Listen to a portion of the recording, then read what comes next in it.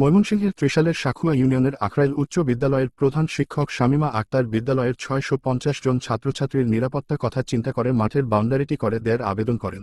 আবেদনের প্রেক্ষিতে ত্রিশাল ৭ আসনের সংসদ সদস্য এ.বি.এম. আনিসুজ্জামানের হস্তক্ষেপে শিক্ষানুরাগী মীর ইফতিয়ার হোসেন জনির নেতৃত্বে মাঠটিতে অস্থায়ী বাউন্ডারির ব্যবস্থা করা হয়। আগামী জুলাই মাসে যা স্থায়ী বাউন্ডারি করা হবে বলে এমপি মহোদয় আশ্বাস দিয়েছেন। দীর্ঘ ১০ বছরেরও বেশি সময় ধরে মাঠটি গরুর বাজার হিসেবে অবৈধভাবে ব্যবহার হয়ে আসছিল ব্যবসায়ীরা। অবশেষে এমপি মহোদয় এবং স্কুলের দাতা ও প্রতিষ্ঠাতা ঐতিহ্যবাহী মীর পরিবারের পক্ষে মীর ইফতিয়ার হোসেন জনি সহ এলাকাবাসীর হস্তক্ষেপে মাঠটি পুনরুদ্ধার করে অস্থায়ী বাউন্ডারি নির্মাণ করা হয়। মীর কামরুজ্জামান উজ্জ্বল বলেন, স্কুলের মাঠটি এমপি মহোদয়ের উদ্যোগে দখল মুক্ত করা হয়েছে। এলাকাবাসী আলমগীর কবির জলিল বলেন, এমপি মহোদয়ের কাছে আকুল আবেদন তিনি স্কুল মাঠের স্থায়ীভাবে বাউন্ডারি নির্মাণ করে দেন। স্কুলের সাবেক শিক্ষার্থী রাফি বলেন, পূর্ণাঙ্গ একটি স্থায়ী বাউন্ডারি হয় যাতে সুশৃঙ্খলভাবে শিক্ষার্থীরা লেখাপড়া করতে পারে এবং আমরা এলাকায় যারা আছি তারা সুষ্ঠুভাবে মাঠে খেলাধুলা করতে পারি।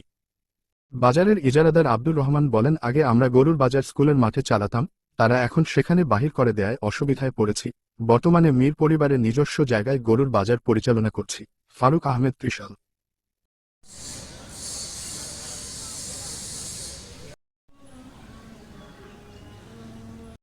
আমাদের মাঠটা দখল অবমুক্ত করেছেন এবং এই মাঠে যে পরিস্থিতি ছিল, আমাদের যে ছাত্রছাত্রীরা লেখাপড়া করতে পারতো না, এখন তারা দীর্ঘদিন পরে আমরা পূর্ণ উদ্ধার করতে পেরেছি। আমাদের এমপি মহোদয়ের কাছে একল আবেদন স্থায়ীভাবে যাতে এই স্কুল বাউন্ডারিটা হয়, এই আহ্বান। দীর্ঘদিন পরে আমরা পূর্ণ উদ্ধার করতে পেরেছি। আমাদের এমপি মহোদয়ের কাছে একল আবেদন স্থায়ীভাবে যাতে এই স্কুল বাউন্ডারিটা হয়, এই আহ্বান।